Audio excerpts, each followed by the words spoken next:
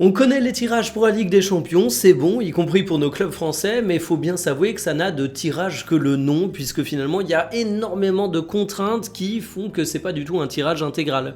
Déjà, tu es limité dans les rencontres entre clubs de même pays, tu sais qu'il y a des questions politiques sur des clubs de même pays qui en plus peuvent pas vraiment jouer à la même heure, la même journée, parce que ce serait compliqué en termes d'audience. Tu dois limiter également le tirage par rapport au chapeau des clubs, et résultat, tu te retrouves avec des résultats qui sont hyper inégalitaires et où le suspense est pas vraiment entier. Voici ce qu'a le Paris Saint-Germain et vous vous rendez compte que même si Paris est échappé 1, ça va être compliqué. La réception du Bayern va être une belle affiche même si on l'a vu 50 fois. Le déplacement au Camp Nou c'est toujours un événement vu que c'est électrique entre le PSG et le Barça. Il y a une revanche à prendre sur Newcastle.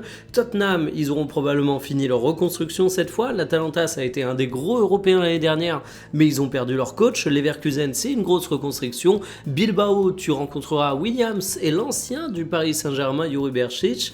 Et le Sporting, c'est un bon client. C'est un tirage qui est pas simple pour le Paris Saint-Germain.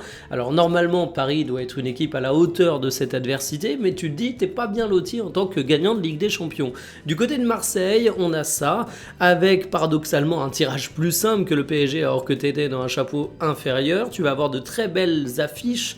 Liverpool au Vélodrome, j'en salive d'avance. Tu te déplaces à Santiago Bernabéu, le grand défi, et sinon pas mal de bons clients, des affiches qui vendent du rêve, ça va être tendu et faisable. Et du côté de Monaco, on se retrouve avec quelques clubs que les autres clubs français rencontrent déjà. On peut par exemple parler de Bruges que voit Marseille, de Tottenham et du Real Madrid qui voit également Marseille, du coup, tout simplement, et le Paris Saint-Germain pour Tottenham.